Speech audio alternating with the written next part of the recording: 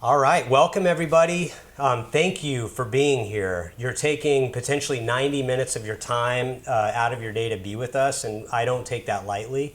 I'm Kyle, I'll be your host today, and the woman across from me is Isabella Fuerst. She's my wife, my business partner, and she's who you're here to see. Let me tell you why you're in the right place. So since January 1st, about almost 4 months ago, Isabella has earned over $500,000 in gross commission income. In the month of March alone, she closed almost $9 million in personal sales, and that was 15 transactions. So I want to be honest with you, Isabella is not the number one agent in the country. There's agents doing way bigger numbers. There's massive teams out there doing amazing things. We're not here to tell you that she's the best in the country. Isabella was handed nothing. There's no inherited book of business. There's no rich sphere of influence, no celebrity. She wasn't born here. No Zillow leads, no gimmicks.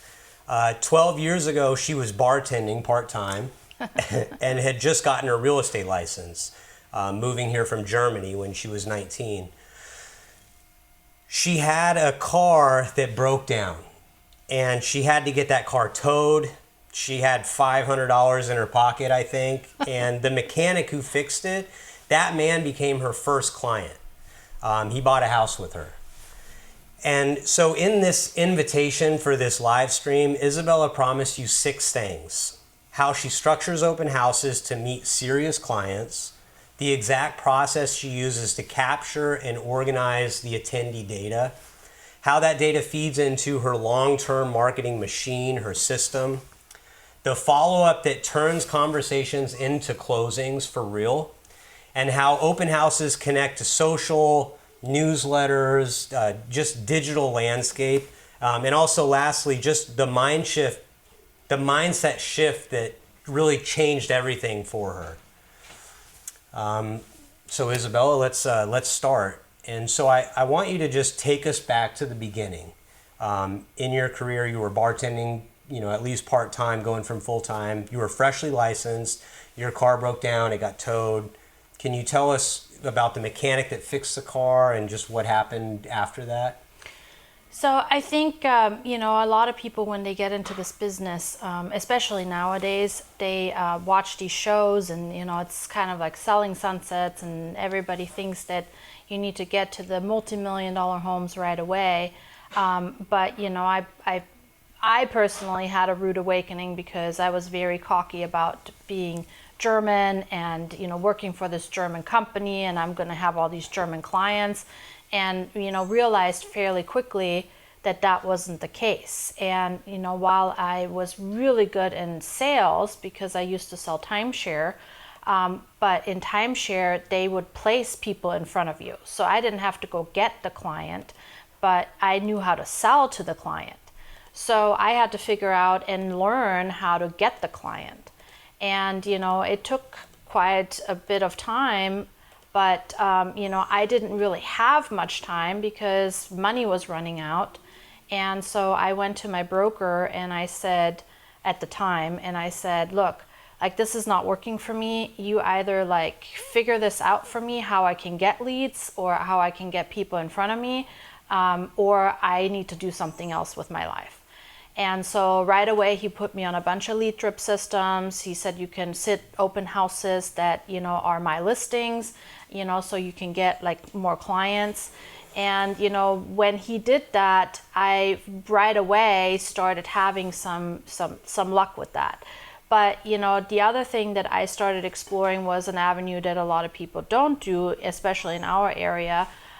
Because I didn't know anything about any communities and because I didn't have any of my listings, I ended up doing a lot of rentals. And the reason why I chose that route, and I'm not suggesting for people to take rental leads, but what I do suggest is that if you don't know your area very well, or in our area, for example, there's hundreds of communities, and over time I've just gotten to know all of these communities because as a new agent, instead of getting my own listings right off the bat, which rarely happens, with the rentals, I got to go into pretty much all the communities because I was looking for all these, renters in all these different communities. And so I got to go and explore all of them right off the bat. I didn't have to wait. So I think that definitely like power boosted my knowledge in the area right away,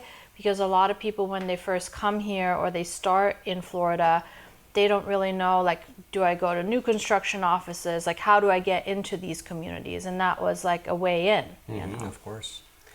So most agents treat open houses as a favor to the seller.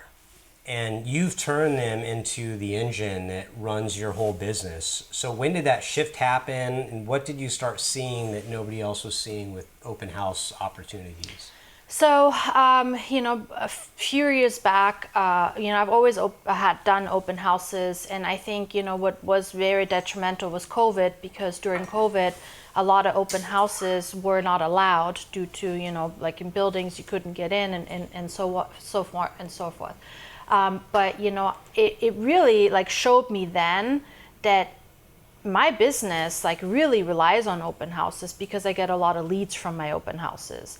And, I had to make a choice a few years ago, instead of working all the time, which I still do, but not as much as I used to, is like being more productive, when I do them. So if I do an open house, it doesn't make sense for me to, be upset that I have to sit an open house, or, I have to look at every open house as an opportunity.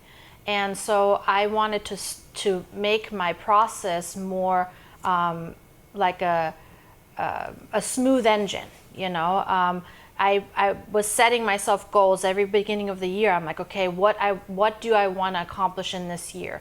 And when that shift happened, I wanted to accomplish like being more productive, but also having a process in place. And I think that's how, when the shift started happening, how I started doing my open houses a little bit different. Because, like everybody tells you, with open houses, oh, bring the champagne, bake the cookies, have like all the sign-in sheets and all of that stuff. That stuff all doesn't matter. That does not make or break a good open house. You really need to just focus on selling and making sure that you are the specialist when it comes to open houses. For sure. And then when you say just being the specialist, like just be a little more specific. What are you really going in there prepared with? So I obviously have a little bit of a unique feature that a lot of agents in our area don't have. I used to sell timeshare, as I mentioned, and when I got to be in that industry, they put you through a 2-week, like in the basement with neo lights, like boot camp, where they teach you how to sell, which with the car sales. But that really taught me the like the art of selling, and like the steps of the sale, because I think a lot of people that's why like it's recommended that you read the books, or you have some of these coaches that will teach you how to do all that, because it is quite an art, to be able to sell people. Because a lot of people, they can tell people, but there's a difference between telling and between selling. And so what I have mastered quite well is that when a person walks through the door, I ask them question-based, questions, so I can sell better.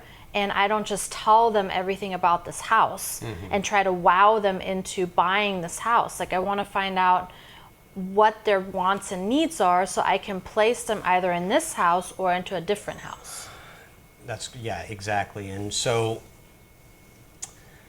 before we get into the system, I want everybody to understand something foundational. You know Naples like nobody else. You know the floor plans, the amenities, the HOAs, and you didn't get that from a class. And so just within the rental years of showing all these leases, like what would you recommend somebody who's struggling to be knowledgeable? Like, are there other ways outside of rentals that you'd recommend? Because I know you weren't making a lot of money doing that. So, I mean, the rentals I did because, you know, in our area, I mean, other agents, you know, in other areas, there's more open communities, like where you don't have a gate that you need to get through. So obviously the rentals for me were an easier way to get through the gate, because if I had a booked appointment, then I could go into the community, look at the community center and all that. But, you know, I would say just whenever you have time, just go around, you know, the new areas. If there is like any new builds coming up, you know, like visit the sales center and take a video for content. You know, I mean, it's always good like to kind of be informed and know what's going on. But like in our area, it's very important. Like I do a lot of business on Marco Island. I need to know which buildings have washer and dryer in the units, which ones have them on the floor.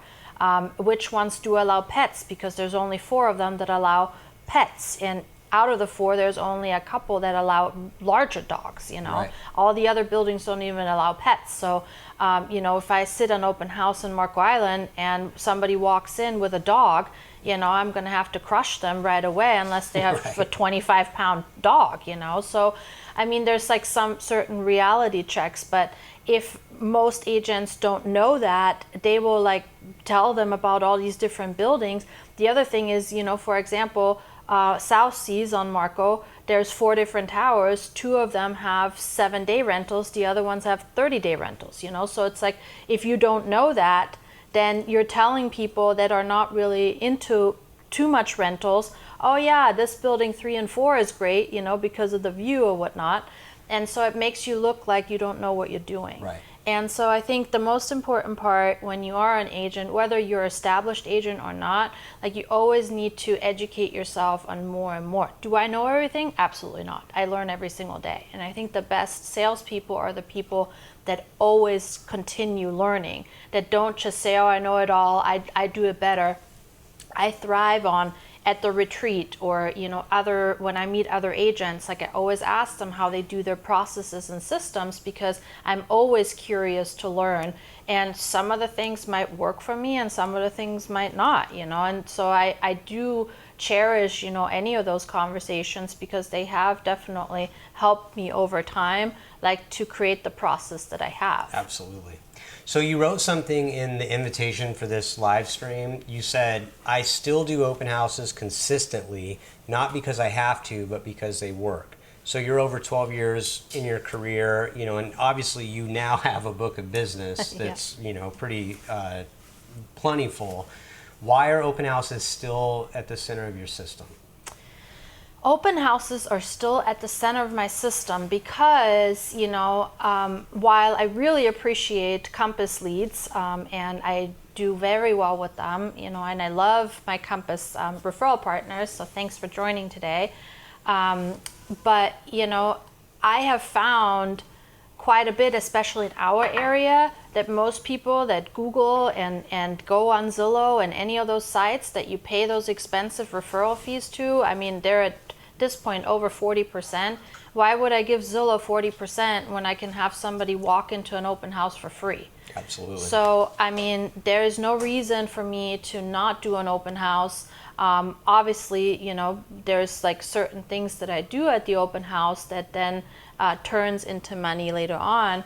So I think there's a few different reasons why I do the open houses.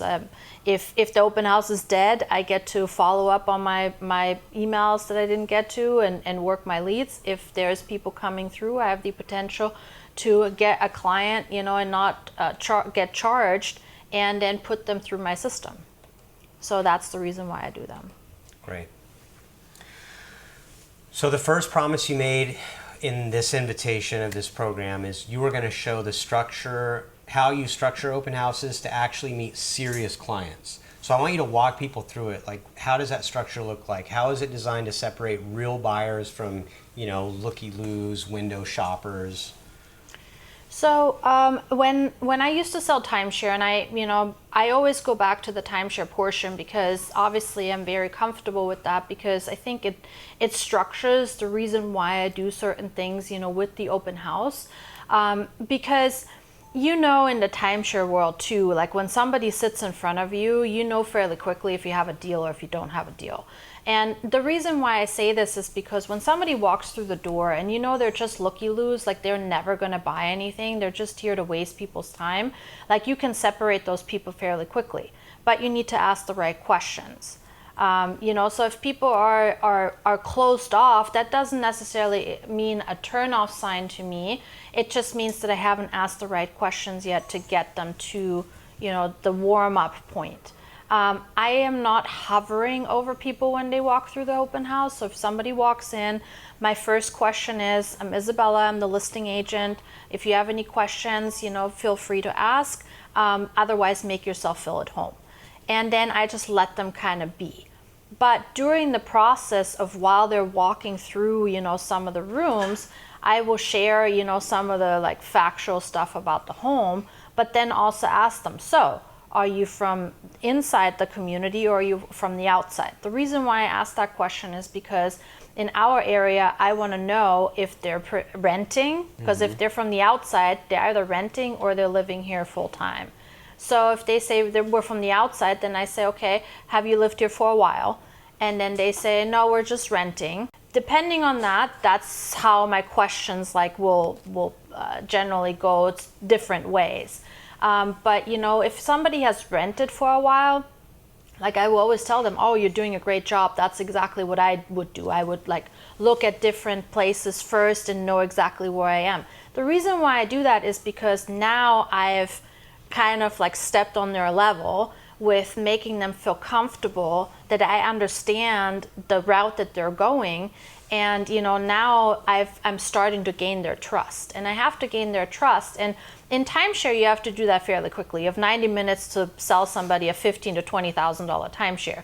So I can't take hours and days to get to know somebody. I have to know within a short period of time everything about them. And I think I've mastered that art. So that is something that if you don't know how to do that, that is definitely something that you can read books on, you can practice, but really I would write down some of the important questions and kind of learn them so they come naturally out and you're just asking people in conversation.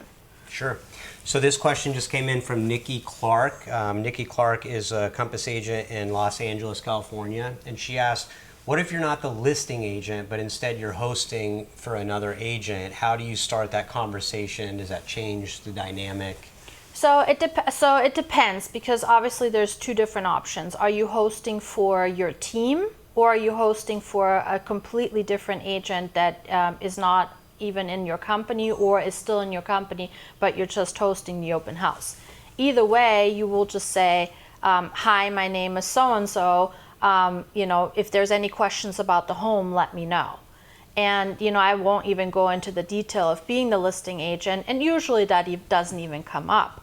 But should it does come up, I would just say, I'm here instead of the listing agent, so the listing agent has asked me if there's any questions that come up to refer them to me, So you still gain access to the lead and not have to give that away. So someone walks through the door. We talked about some of the first questions that you kind of ask them. Is there anything that you're not saying that you feel like a lot of agents do say to kind of mess up that first impression? Or can you give us some more examples of questions that you use to really dig in and establish yourself as the expert and also... So I think the most important part is that you don't come across very desperate, because So true. I think the one thing that you do have to realize is that they've just come through 25 other open houses.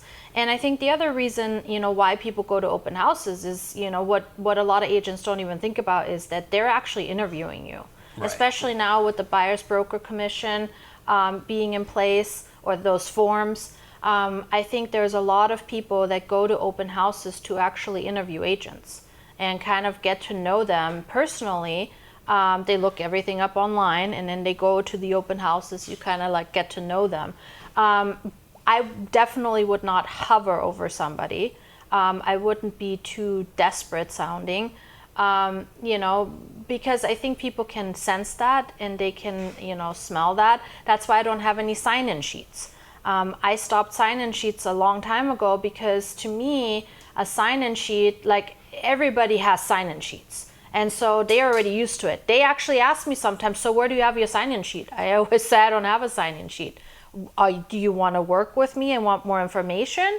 Or are you just here to look? You know, like at that point, I make that conversation real, you know. I don't need to take an information down of somebody who's not going to be a potential client.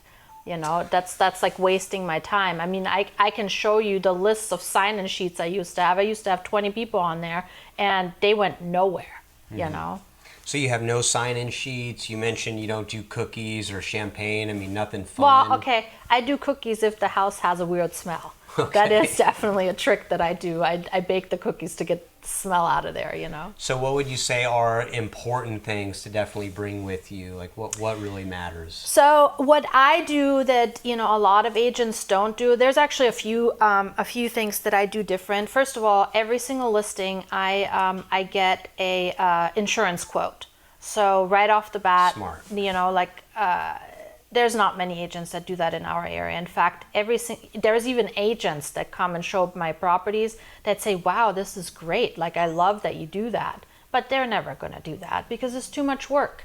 But we have a process now. My assistant, you know, contacts the insurance company when we get the listing before we put it on the MLS. So we have all that information already. Okay. So I have that.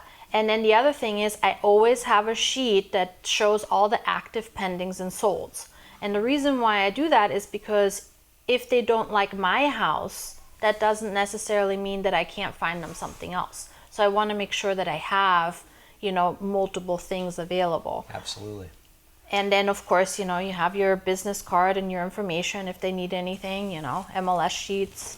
So I do want to try to, for the sake of anybody watching, to extract as many ideas from you as possible, because I know you crush the open houses. So let's say a stranger walks in, you know, I'm just looking, you know, what do you say next? Like, walk us through a real conversation. How does that cold hello become like a real relationship in that 5-10 minute window?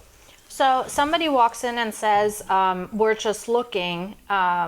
It just depends on like how they're acting, like when they're just looking, because again, it's like trying to find out the people that are really just looking and they will never buy something from the people that are saying this because they've just been through 20 open houses and they really don't want you to talk to them anymore because they've like had enough, you know, of all that.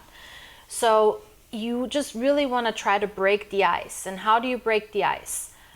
It's just depend. It's like it depends on the situation. But simple as that is, you know, I might just crack a joke and be like, oh yeah, you're just like the 15 other people that just walked in here that were just looking, right? And you know, so sometimes and I always say this to my team members too, if you have an objection or something that you're afraid of that you don't know how to overcome, always turn it into the opposite, you know? So if it's something negative, try to turn it into positive. Absolutely. If it's something that like worries you or scares you, like try to, you know, like take it into light heart, you know, like that. Oh, you're just looking, well, you know, the last 15 people that just walked through the open house were also just looking. Tell me something new, you know? For example, I mean, that's something that I would say. Because, you know, in timeshare, every single person that sat down said, you know, we're just here for the free helicopter ride. I mean, if I had stopped right there, I would have never made a single sale, you know. But I will tell you, and this is something that, you know, will really help you. If you have no success in open houses, I would recommend record yourself when people are coming through the door. And watch yourself maybe with your sales manager or another agent that you trust, because you never know when you change the way that you say something. And the reason why I'm telling you this is because when I first started in timeshare, I was crushing it like right off the gate. And I think I was crushing it because I wasn't really like overthinking things too much. I was just kind of doing things. And so like it was more like common sense. I would like ask people questions like that I would want to know, so I could place them into my product, right? Because it's in real estate, it's the same thing. It's features and benefits. What can my product or the house that I need to find do for you? So what are you looking for that I need to find for you so you will buy something from me? I guess that's the translation. And so I did that right off the bat, and then I went on vacation for a couple weeks, and when I came back, I thought I was doing the same thing, but I guess I wasn't. Until luckily I had an agent sit next to me because the tables like were really close to each other, and she listened to my entire presentation. And then after the presentation, you know, I was frustrated because that was another like 90 minutes of my time wasted. And she walked up to me and she said, Isabella, when was the last time, or when did you stop selling? And I was like ready to just be really frustrated with her because I'm not selling, and here is this person like telling me, when did you stop selling? I'm like, what is going on here? But I then finally realized what she was saying is that I was just telling people about the product and stopped like asking them questions. And so the next presentation that I did, I went in and I did what I used to do. And I asked like all these questions, you know, to kind of like understand how people are vacationing, how they're spending their money. And then I could, you know, put them into the program. And I sold the next tour. And so I walked over there and I thanked her. And the next day in the sales meeting, I got up and I said, I want to thank this agent over here, you know, for saving me really. Because she turned my whole process around and made me realize that I was telling instead of selling. And so that is exactly what I do at an open house. I don't tell people, I sell.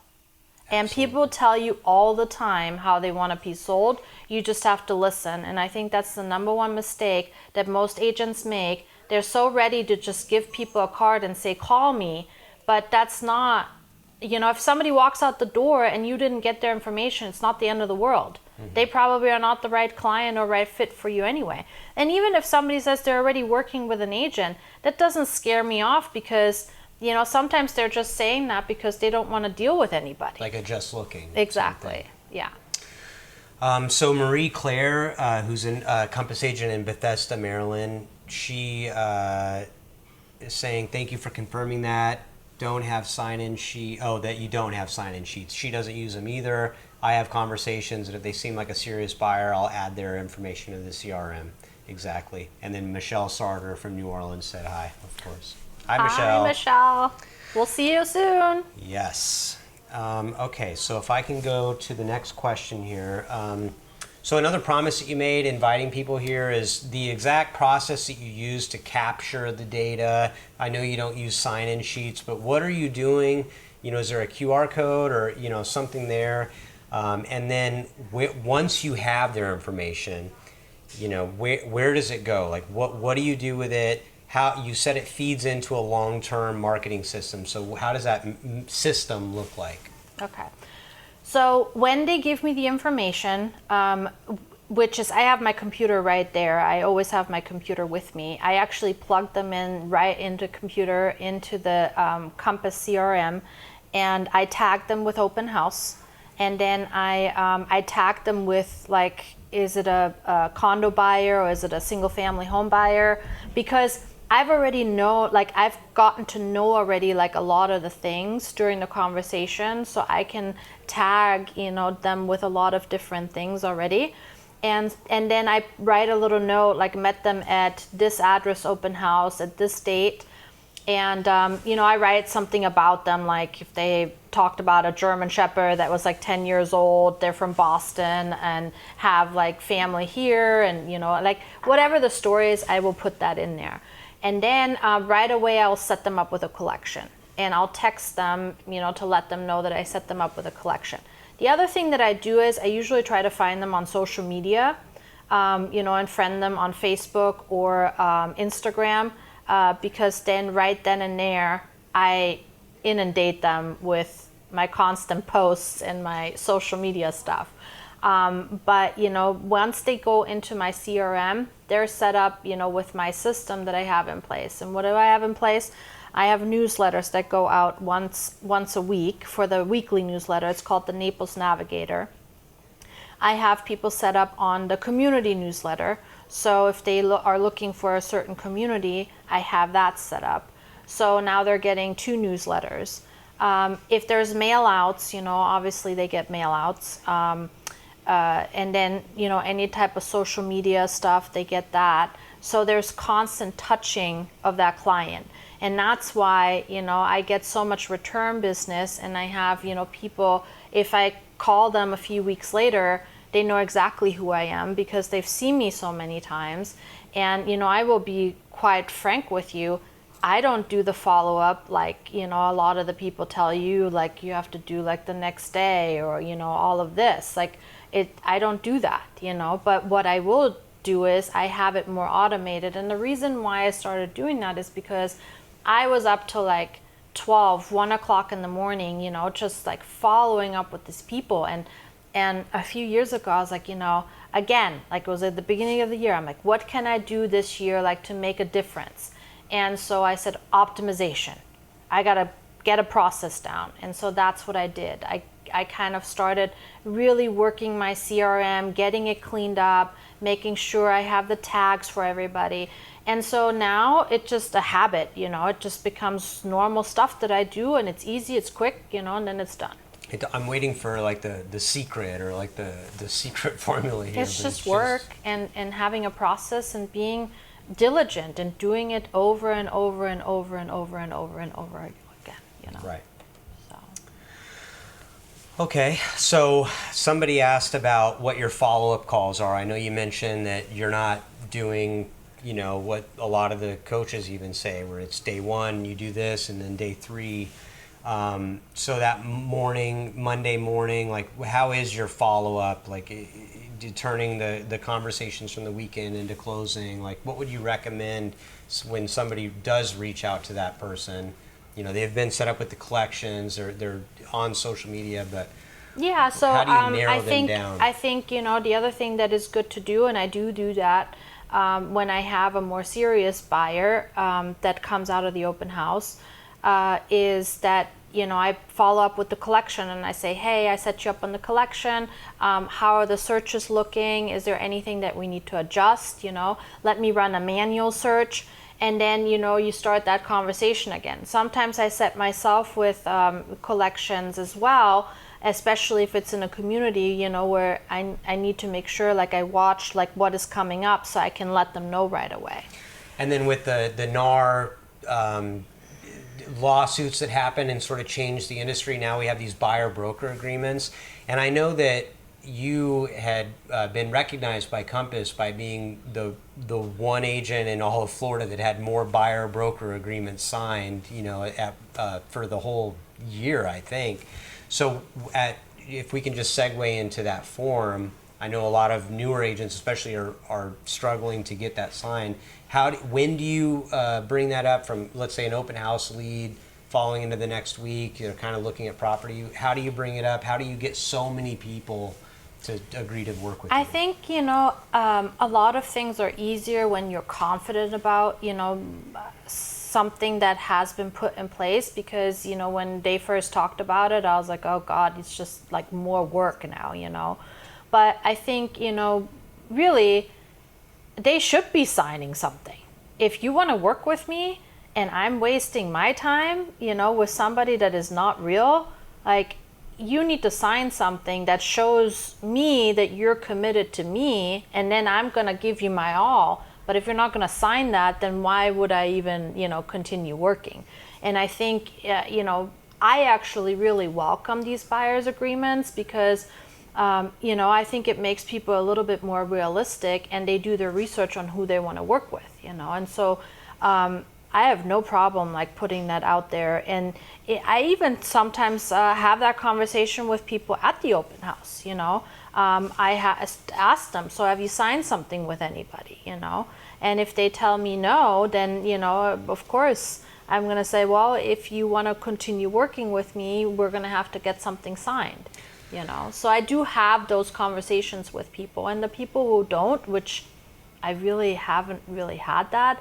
I've had one lady that was sparking at the 3%, But I think it's just talking about the pink elephant in the room that nobody wants to talk about, and just explaining why we have that. And, it's just like a listing agreement. What's the difference? Right. Well, and like you said, the elephant in the room, for a lot of people, it's that elephant that avoidable, it causes anxiety. For you, it's like you almost enjoy it because it allows you to set the tone. And I think that confidence that, other agents can pick up, that helps, I almost make yourself the person of authority that people are willing to sign for. You know more than they do. Because these buyers, especially, they're so informed now. You have ChatGPT and Claude and all this stuff. So when they run into somebody who's prepared, like you said, they understand you're an expert and that you're not messing around. Well, I mean, you just want to justify why would you hire me versus somebody else? And I think it becomes fairly clear in an open house, when I know everything about all these different communities and areas, and I make people's heads spin sometimes with my knowledge, and then they're like, wow, she knows her stuff, so we don't need to be talking to anybody else. And I think that's what I always try to drive home with my team. You need to be the absolute expert. So any open house that you do, what I do is, even if it's like a community I have yet to be in, or I don't have a listing in there, I will always make sure I'm the expert and know everything about it and know my surrounding areas. Because if they don't like that specific community right off the bat, then I can recommend something around there. This is a great question that came in from Lorraine Cruz. She's a Compass agent in Southern California. She said she may have missed this in the beginning. She came a little late, but do you have 2 or 3 hour open houses? And while you're answering that, if you can also tell people about your 1 hour open house and when you utilize that and kind of the mindset behind that. Okay. So typically I do a 2 hour open house. I generally do it from 1 to 3. We're a little bit limited sometimes because a lot of the gated communities here, they only allow you to do open houses Saturday and Sunday. Some communities only allow it to do it Sunday. And they have, set times. So if I do have an area where it's non-gated, I can kind of do the open houses different times. And I have done, some sunset open houses. I have done different times of the day. So it does definitely work, changing it up a little bit and doing different times if you can. The 1 hour open house is something that I do when I do a coming soon. And I have a coming soon on a Friday, and then the Saturday following, that Friday, I do a 1 hour open house, and that is really just to kind of get the word out and get the teaser going and just kind of hype it up. And it's in that 1 hour. The reason why I do that is because if I can get everybody in that hour, it makes it there's a buzz and people want this property. And it's worked multiple times now, where even in this crazy market that we've been in, which is very tough, and it's been like this for almost 2 years, we're in a heavy buyer's market here. It creates still a fear of loss, or a hope for gain, So if you see all these other people in an open house, you're now thinking, oh my God, this house is going to go fairly quickly, And so I definitely do recommend to limit the time. And then, I do open houses sometimes at a listing more than at other listings if it's not selling, Every time you schedule an open house, it definitely helps your algorithm, and then you can obviously start advertising. So there is definitely a reasoning for my madness. Absolutely. I've seen the 1 hour open house before, and where people are normally going to an open house, they're the only people in the house at one time. I mean, you get 8-10 parties all packed into a condo at once, and it makes people think, oh wow, this one is a new listing, it's very popular. You've even had some bidding wars here recently. I would say helped with that open house. So if somebody implements just one thing, just to kind of recap from this conversation, starting tomorrow, what is the most important thing from this call if somebody wants to be more successful at open houses? And then what's the second thing once they've mastered the first thing? Well, I mean, I really would take a look at, I mean, obviously there's a lot of established agents on this call. So I don't know what the extent of the knowledge that, one brings to the table, but I can tell you that even though I know a lot about this area and people do call me a Google map, I still don't know every single area and every single rental restriction and all of that. So it's definitely always good to like refresh your memory on some of these things, and definitely like pack in some of the new stuff. I'm sure there's new projects coming in your area, and know those, and like really like try to wow people with your knowledge, because I can tell you, I know 99% of other agents that probably don't have that knowledge. And so that is definitely something that you can set yourself apart with from other agents.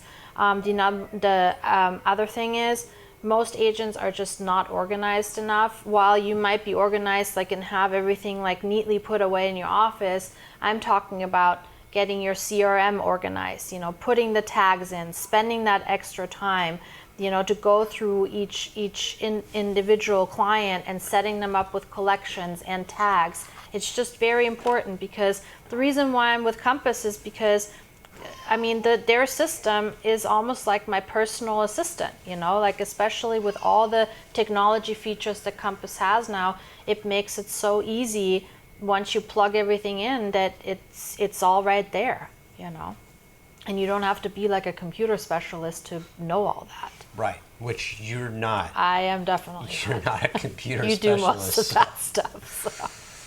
All right. Well, Isabella, thank you. Everyone watching, I just want to recap what she gave you on this call. She told you how she structures open houses to meet serious clients, the exact process she uses to capture the attendees' data, how the data feeds her market, or her marketing rather, the follow-up that turns conversations into closings, real closings, and then how it all connects with the social media, the newsletters, the collections, the digital side, the mail-outs.